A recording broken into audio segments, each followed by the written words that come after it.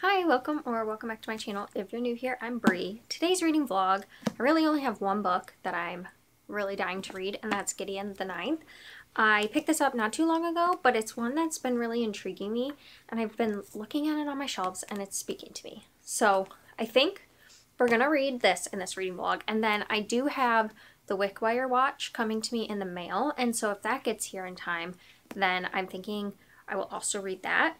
Outside of that, I'm not really sure what we're going to be doing in this vlog, but I wanted to just say hi, welcome to the vlog, and I'm so excited to read Gideon. It's supposed to be like lesbian necromancers in space, and I believe there's a murder mystery in it, so it just is ticking a lot of boxes for me, so I'm very excited to get to this, and some people I know really love it, and so I trust their opinions on books, so I'm very excited to see where I fall on the scale of this. So without further ado, let's just get into the video. Good morning. I am about to leave for work, but I wanted to start by a little update because I got to page 86 in Gideon the Ninth, and I'm going to read this. It's very shiny. I'm going to read this at work today. So I just got to part 2, and it's broken up into, I think, 5 or 6 parts. Let me see if I can find the... They're broken up into acts, actually. So there's 5 acts, and I just got to act 2. And I think for the first, like, 60-ish pages, I was really confused because with sci-fi world, specifically for me, there's a lot just like thrown at you, and I felt like I was trying to get myself oriented to the world, and there was terms I didn't understand, but there is a glossary in the back with a bunch of terms, and it talks about like the different houses and what they mean and stuff, so I probably will reference that a good amount. But around the 60-page mark is when I feel like I really got my footing, and more of like what the plot's going to be started to come in. And so I think now it's like easing you in a little bit, and I'm enjoying it. I was enjoying it before, but it was just more like confusing, so I was trying to get my bearings. And now that we're like finally taking off and stuff, I'm really enjoying it. I really like Gideon. I feel like her character, it's in a third person narrative, but you're kind of following Gideon and in Gideon's head, and I think that her character is just really funny. She has a lot of like one-liners in there, and is very much like trying to go against her society. She wants to escape and just like doesn't want to be there, and so it's adding a fun dynamic. And then there is the, like, they call her like the lady of the something, reverend daughter, but her name is Nona, which I know that the next book is called Nona the Ninth, I want to say. Or sorry, Harrow. Her name is Harrow, and her last name has to do with Nona. That's why I keep thinking it. But yeah, so Harrow is like the lady of their one house, and she is really interesting too, and they hate each other, so it makes like a fun dynamic, because I think that in the end they're gonna end up really liking each other. I don't know if it's gonna be a romance between them or if they're just gonna be friends, but they basically have to go to this other planet and can go in these like games to like become, it's confusing, but I think they're supposed to become gods to like protect all the houses, and they have to go fight in this war, and it's like a big privilege because they become like what's the word, immortal. And so for Gideon it's like a way to get out, and then for Harrow it's like help her house and her family. And I think stuff's just gonna start going down, and they just got to the planet and are meeting other people, so I'm starting to really enjoy it. So I think I'm gonna try to listen to it on audiobook today. I don't know how good it will go on audiobook. If it starts to get confusing, I think I'm gonna stop and just like physically read it, but that's the plan for today. If not, I have 2 other audiobooks on my thing. I have the 6th Veronica Speedwell book that I could read, or I have Daughter of No Worlds by Carissa Broadbent, because I've been trying to find if I like fantasy romantasy, and so this one I've heard is like slow burn or something, so it was available, so I'm gonna maybe try that. But the like goal is Gideon the Ninth, and I'm very excited about this because it seems really fun, and I know a lot of people love it. So that's the plan. I will see you later. Hello. I'm gonna try to keep this stable, but the sun will not like work any other way but right here for me, and I get really bad winded when I have to hold my arm up, and I will get like my heart rate will go up, so I'm gonna try to do this quickly. It's been like 6 days since I've checked in. So I'm pretty sure the last clip I was wearing this. Well, I'm wearing it again because it's been a while. I've had just like a series of events that made it hard to actually check in. So I was listening to Gideon for the most part, and I think at the beginning it was confusing to listen to, but now it kind of makes more sense. So like listening to the audiobooks a lot easier. So this shows like 50, but I think I'm more at like the 60% mark, and I'm loving this so much. Dare I say, is it a 5-star? Because I'm loving it so much. For starters, I love Gideon and Harrow. I think their dynamic is so fun, and I just love seeing them go from like hating each other to like being friends and really caring about each other. And I don't know if it's a romance between them, but if it is, I'm rooting for it. And I just love their different personalities, and I really like learning about the necromancy side of things. And like they're doing these like trials, and so like there's different like things they like go into a room and have to like figure out what to do. And so I really like that like idea. I like when there's like challenges that people have to work through, like a competition of sorts. I think it's really, really fun. And then also there's a murder mystery. Could this have any more things that I love? Witty banter, good friendships, challenges, and a murder mystery at the heart of it. Like I'm so intrigued. And it's like a locked room type mystery because they're on this like planet in this castle. They can't leave, and it's only them. So, or is it? I don't know. But like, yeah, they're trapped on this like place. They can't just leave. So I really like it. The stakes are pretty high. It's really, really good. I can't believe I didn't read this for so long, but I think I got just like intimidated by people saying it's weird and like saying that it's confusing. And like it is, but it isn't. Like it took 50 pages to get into, but it's just confusing because you don't really know what's going on or why they're there. But like reading it wise, it's not confusing. And that's what I was worried about, was that it was going to be like hard to understand. So I'm going to listen to this today while I finish up work. It's currently Friday, and then we've got all these books to take to Half Price Books, so I'm going to do that at some point this weekend. I should say these books my parents were getting rid of, so I'm taking to Half Price Books to try to get some money back for it. And then I also think I'm going to be reading The Wickwire Watch by Jacqueline Hagan. It's a self-published book. I got it in the mail, and I'm super excited to read that. It's like a fantasy mystery as well. And so I think those are the two plans for the weekend, is I'm going to try to get as far as I can today and maybe like finish this up today. But I'm just enjoying it so much, I don't want to like rush through it. And then I'll get to The Wickwire Watch. But yeah, that's my little update. I'm like so happy I'm loving this because I need a book to just like suck me in, and that's exactly what this is doing. So there we go. I'm gonna leave you, go into work, and I will see you in a little bit. So yesterday I was going to take you and we took the books to Half Price Books, but then I ended up having a really bad POTS day, so I didn't end up filming anything because I was struggling. So I did finish Gideon the Ninth, and I'm going to give it 5 stars. I'm happy to report that this was 5 stars. I'm so happy I picked it up. It's got just so many different things that I love, which I said in the last clip, and I just was eating it up. Objectively, I can see where there like might be flaws in the book, but I just don't even care. I was having such a good time. Anything that you could nitpick, I just like looked over because I was just like eating it up. I wanted to be reading this book. And so, yeah, I don't know. It was just fun. It was so much fun, and I loved Gideon. The ending, I was not expecting at all. It was very action-packed too, and I liked it. I think that like that's one thing that I normally don't like, and I can see where like some of the action scenes that were happening I wasn't fully like understanding or paying attention to because I just like don't visualize them very well. But that being said, I still was having fun, and I like that in like times of action and stuff there can still be like the witty banter. And yeah, I just loved the progression of Harrow and Gideon, and the next one is going to follow Harrow because it's called Harrow the Ninth, and so I'm really interested to get Harrow's perspective because we only get Gideon's in here. And I like that we're going to dive into who Harrow is and the reveals of characters and their backstories, and like we get to learn more about the 9th house and everything. I thought was so interesting, and I think the next book's really going to open up the world more because we get the look at the necromancer world, but I think the next book's going to dive into like even broader scope world, and I'm really, really interested to see how it goes. And 5 stars. So yeah, definitely going to be continuing the series very, very soon. So I'm very happy I got to that one and picked it up when I saw it at half price. And then I am 79 pages into The Wickwire Watch. This is a self-published book.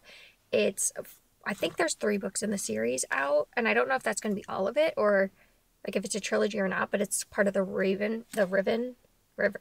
Can I read it? It's part of the Riverfall Chronicles, and this is the first one, and we're following Ink, and he basically is sent on this mission from this reporter to go to this house because there's something called colonists, and colonists are, I think, magic users or something. There's a world where there's magic users, but they're kind of separate from the human like area, and the humans like track down these colonists who like I think use dark magic and stuff and try to like make sure they I think they hang them and stuff. And Ink like goes to this house of this reported colonist to like look around for this reporter so he can get more information, and he stumbles upon a watch, and then from there things just start getting weird, and then he's being chased by something, and he meets up with these people, which I kind of feel like the people are going to be the colonists, but I'm only 76 pages in, so that's just pure speculation on my part. But yeah, it's got like a kind of adventure, kind of mystery too, because you don't know like why this person was murdered at the beginning. And I'm liking Ink. He's like that young naive character. I think he's supposed to be around 13 to 15, and you're in his perspective, but he's just like learning about so many things for the first time, and I really enjoy that because I like learning about the world through like a more naive lens and not just being like info dumped. So for me it's really working, and I really like the writing style too. It feels like Victorian to me, or like older Regency or something, like time period. I think it's like maybe a steampunk because it feels older with like carriages and things like that, and at the same time there's like magic and stuff. So I'm enjoying the world itself, and I can't wait to see more of it and how the like actual magic users play into it and more about them, because we've only seen glimpses of them, and so far they're kind of like scary, at least in Ink's eyes, and I'm interested to see like what all happened. And we're getting like slowly more and more stories and why the colonists are like so feared and stuff, and I think that that's just going to evolve as the book goes on. So I'm having a really good time, and I will update when I'm further in and can give you more thoughts, but I'm enjoying it, and I'm really happy I picked it up because I saw someone talk about it, and then I saw it on, I saw Merphy from Merphy Napier Books on her channel. She read it and enjoyed it, and then I also saw it on the SBFBO like finalist for 2023, and then it really intrigued me because I really like fantasy mysteries, and so I thought it sounded, or maybe it was 2022, yeah, and so it sounded really, really good, so I picked it up, and I'm very happy I've gotten to it because so far I'm really, really liking it. So yeah, we're gonna go to an estate sale and then go look at houses for fun. We're just gonna go to open houses, and then I'll see you later. Hi, we're back now from the estate sale, and then we also went to Barnes & Noble because yesterday, like I said, I went to Half Price and we sold some of the books that my parents had, and so usually I just use it to buy a book at Half Price, but they didn't have anything there that I wanted, so we went to Barnes & Noble because I had a book in mind. But I want to show you what I got from the estate sale and also the books. So to start with the estate sale, first thing I found, I was so excited. I found this frame for $8. It's in really good condition, and I really gravitate towards frames like this, and they're hard to come by, and for finding it for $8 is really nice. And a lot of times it comes with art, and I like when I find ones that don't have any art in it because I like don't always love the art inside, but I want the frame, and so very happy I found this, and I will get some artwork printed to put in here. I've been like lacking on some art stuff too, so I like when I can find them so that I can have other places in my house where I know I want a piece of art, and then I can fill it in. And Noah and I had gone through, there's a website on the National Gallery or something, and it has a bunch of artwork that is like free to download and use, and so we went through and we downloaded a bunch that we liked, and then we both like hearted our favorites, and then we've been buying the ones that like we both loved together, and we've been putting them up. So I've been liking doing that, so I will print something from that like once we saved. And then I also got this for $2. It was another little frame. It's very, very small, but I get a lot of like big standard size frames, so when I find something smaller I wanted to. And I'm not really sure like how I can hang it, because you can see like here there's like little hooks, but they're not that big. So, but I thought for $2 I could like figure out a way to hang it, and if anything I could just like put the artwork and then put like a backing on it, and use command strips because it's like not that heavy. So I think that would work just fine too. But I really liked it and it was $2, so I thought I would get it. And then because I got those two things, he said that I could just get this one for free. So it's a flower press. I've been wanting one for a long time. You basically like unscrew these. It needs to be cleaned a little bit. And then you can like put paper in the inside and you put your flowers and then you press them, and after like a little bit of time you can let it go and then you have perfectly like pressed flowers. I've been wanting one so bad. So that I found one was really cool because I wanted to make one but we just haven't done it. So then now I just have one and I'm very excited. I'm wondering if there's a flower pressed in here too. I'm excited to like open it and see. But it was nice that he gave that for free. And so that's what I got.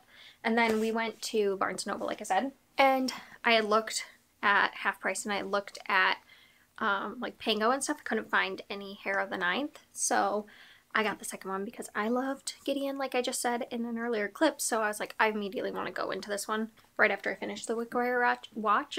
I probably will read this because it was so good and I loved it. And then I also picked up Silver in the Wood by Emily Tesh because I've been wanting to read this for a really long time and I also haven't found it secondhand. I had the cash from half price. So all I know is that this is a cute like romance between these two men, and one of them lives in the woods and the other like stumbles upon the woods, and it's like he's got a cottage, his cat, and his dryads. So I think it has to do with like trees coming alive too.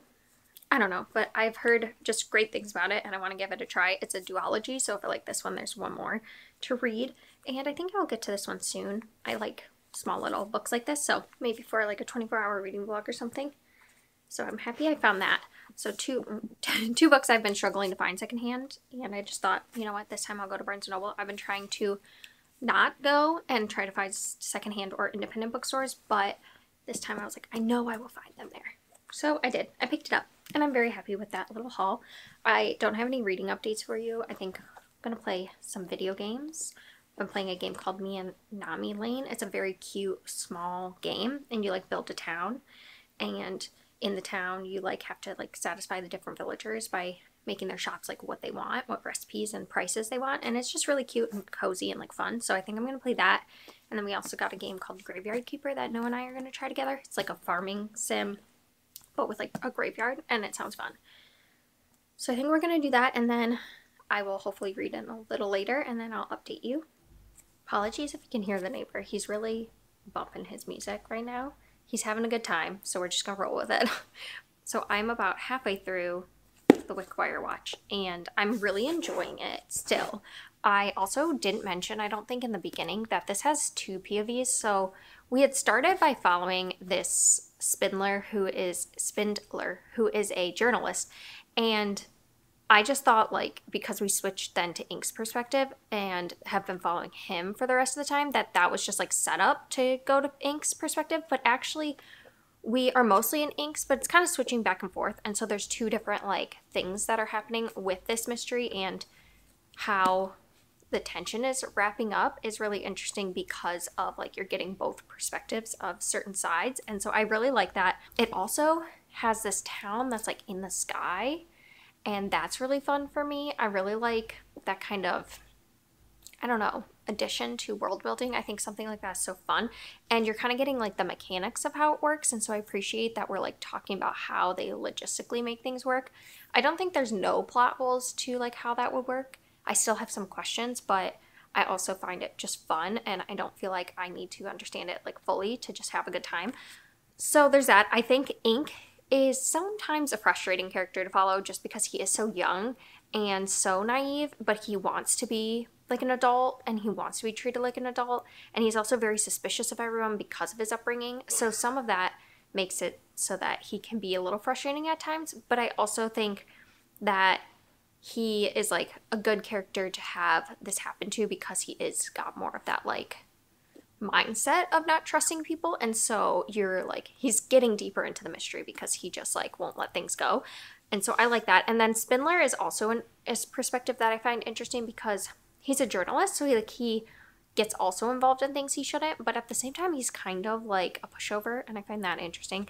And we're introduced to like different types of people. So there's the Castrians, which is what Spindler and Ink are, and then there's the Entrians, which are like the magic users, and we're starting to see more of like maybe their side of things and their world, and I think actually a third perspective was just introduced, if I remember. I can't remember if it was like from her point of view or if it was from Spindler's, but I think we got some of her point of view. Yeah, we did. We got a chapter of this one other person's point of view. So I really am liking the multiple points of view. I found that I really enjoy that in a book, and I feel like it helps to like build out the world and the characters more rather than following one character. So when I can follow multiple perspectives, I tend to enjoy it more. And yeah, I'm really interested to see like what's actually going on. And there's this whole history between the colonists, which are Castrians that hurt and killed like a bunch of Entrians, and I'm interested to see like how that history is maybe different than what everyone's being told, and like also there's these creatures that people can't see and I want to learn more about them. So there's just so much in this book that I'm intrigued by, and I'm eating this up. Like, it's really not a difficult read either, and so I am having a really good time. This is like the kind of fantasy mystery I really like. It's mainly fantasy with like some mystery, and I wouldn't say it's like, it doesn't feel detective-y. It feels more just like an adventure mystery, which is really fun. So yeah, I'm gonna continue reading and let you know later what I'm fully thinking, but I can already tell that there's gonna be some characters that are gonna piss me off, so we're preparing for that. But I'm hoping to make a good chunk for the rest of the night, and it's about like, what time is it? It's almost 5, so I think I'm just gonna like settle down and read and hopefully get through a good chunk, but I'm having a really good time and I'm really happy I picked this up. And I want this to have more readership because I think it only has like 300 reviews on Goodreads, and it's really good. Like, it's really, really good. So that's where I'm at with this. I will see you in a little bit when I have more thoughts, and probably when I finished the book. Hello. I apologize if you can hear that happening outside. There's like a buzzing noise outside, but I can't stop it. I think it's a heater because it's really cold today. For whatever reason, it's like in the 50s, and tomorrow's supposed to be back up in the 80s, so I'm confused about it.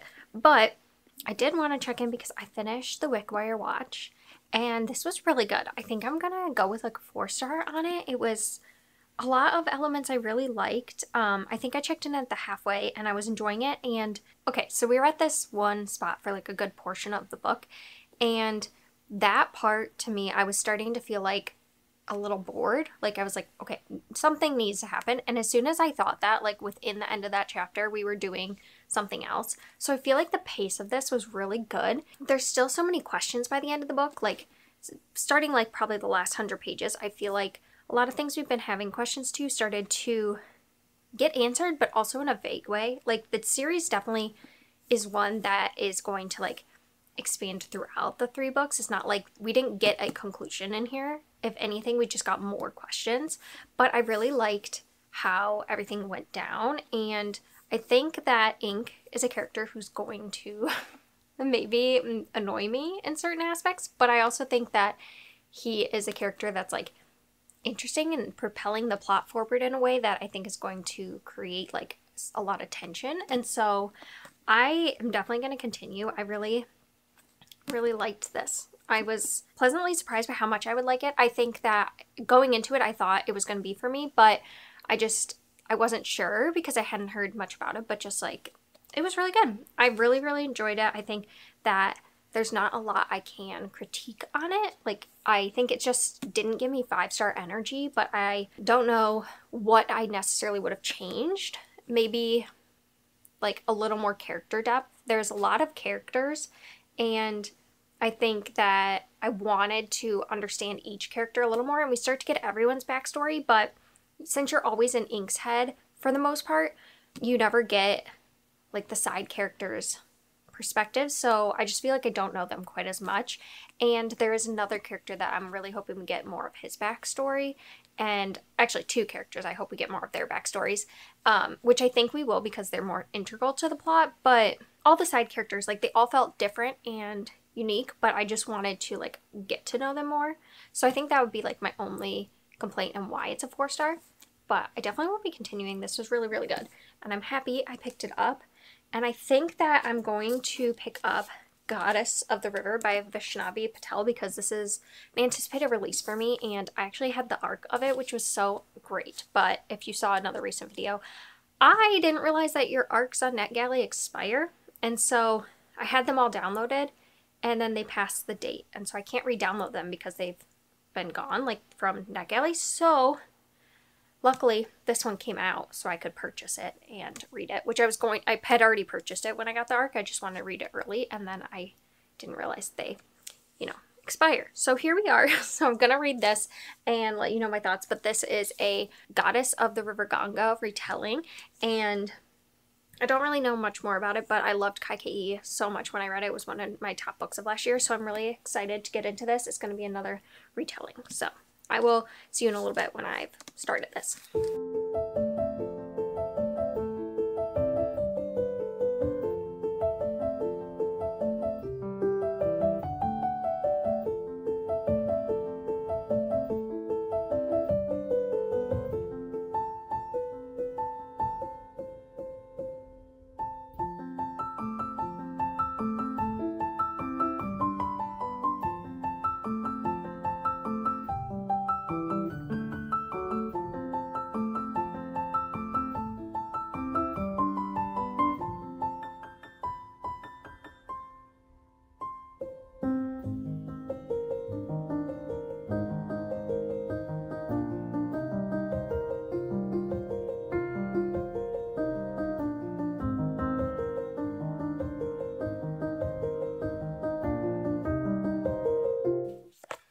So I just got to part 2 called Confluences, and so I'm 116 pages in. This is a really fast read. Like, it seems really big, but the font is pretty large. So a couple things. One, since I know more about it now, so we're following the river Ganga. She's a goddess, and we're following like her life, and she kind of looks after these, like, to me they're like sprite things almost. They kind of do mischievous things, and they are just like little godlings kind of, and she kind of looks over them, and they get in trouble with this mortal who has powers, and he ends up cursing them because they do a prank on him. And part of this is that their land is being more and more taken from them because of people like coming closer, and the river and stuff has been more polluted, and so they like retaliated by taking like a cow from this guy, and then he curses them. And so we're following Ganga as she's forced to become a mortal, and she has to do a series of things before she can turn back into the goddess. And one thing that I appreciate about this is that there is a content warning in the beginning, and I think that it's important to read, and I am going to say it because I think that a lot of people wouldn't expect it necessarily unless you know the backstory. But this does involve infanticide, so there is like some scenes, and multiple scenes actually, of killing of a child, so just of a baby specifically. So just know that. But so far I am enjoying it. I think that it's slower paced than Kaike'i. It's character focused, but in like almost a different way, because she is a goddess. She is just a different character to follow, and I am enjoying it. I just think it's a little like, what's the word? Removed from the reader than Kaike'i was. And I just don't know where this is going to go, because we hit a point here that really I think is shaping the rest of the story. And you can see each chapter will say things like Ganga many decades before the war. And in this one, we're getting closer to before the war. So, and we're starting to follow like other people. So we're still following Ganga, but we're also following like after and more of the mortals. And so right now, I'm just really intrigued to see where it's going to go. But I am liking it and liking the writing. I just think it hasn't swept me up as much as Kaike'i did. But I still am having a great time with it, and can't wait to read more. So I'll check in a little bit when I've maybe like made it to like the 75% mark. Hello. It's after work, and I just picked up a package, and I thought I would also update you on my book, if I can get it out. So I put up a poll on Instagram, and people voted on what I should listen to on audiobook at work, and this was Harrow won. And I don't know where I'm at in the exact book, but the audiobook said 30%, and I'm really liking it so far. I'm enjoying getting to know Harrow a little bit more, but I will say it's very disjointed. It's very confusing. I had to actually go back and listen to parts again because I just wasn't sure what I was reading, and it wasn't that. So it's non-linear and it's making it confusing, but I feel like it got to the point where it was so confusing I wasn't even understanding the words anymore. So I went back and re-listened, and now I feel like I have more of a grasp of what's being said. It's just confusing. If you thought Gideon was confusing, this one is more confusing. And I actually think Gideon was less confusing than I thought, but this is kind of more what I was expecting from Gideon. It's got a lot of flashbacks, and then we're in the present, but then there's a part of the present where we're talking in second person, so it's like you walked into the room and did this. So like the different tenses and everything is just making everything a little bit more confusing in my opinion, but I am enjoying it, and I really want to see what the payoff is, because people who I really trust and have agreed with a lot of their book opinions say like you really got to hold out to the end, and the ending makes it worth it, makes the whole thing make more sense. So I'm hopeful, and like I said, I'm still enjoying it. I'm just confused. So yeah, I miss being in Gideon's head specifically because I think she added a lot of humor to the story, but I'm still liking it. And actually being in Harrow's head is like interesting because she is a character I wanted to know more about, and we're definitely getting that in here. So I got a book with my last remaining Tango credits, and I want to show you.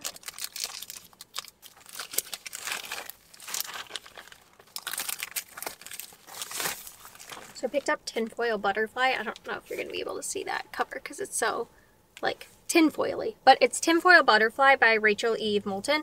And I've just heard so many good things about this book for a really long time, and I'm really interested to try it. And I was just watching something that referenced it, and it made me, like, really want to get it. So I picked it up on Pango. It's shorter than I thought it was going to be. It's only, like, 250 pages.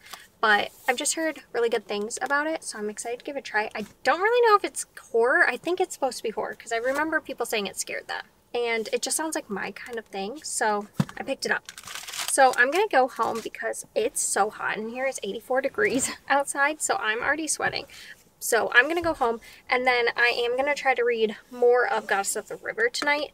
I made some progress, but just not enough to really give you any updates. So that's going to be what I'm reading at home, and then at work I'm going to be continuing Harrow. So yeah, I will see you later when I have some updates. Good morning. Sorry for the glare on my glasses. I'm going to try to keep like my head angled or something, but the lighting outside is not great right now. But I wanted to give you an update on Goddess of the River because I finished it last night, and bookmark is not correct. I think I enjoyed it, but not as much as Kaikeyi. This, because we're following a goddess, the River Ganga, it just, I think, has a little bit of a separation from you, where Kaikeyi, where we're getting like her inner thoughts and feelings and like a lot of emotion. This, we do get Ganga's inner thoughts, but for two things, it's interspersed with other people's like point of view and what's going on with them.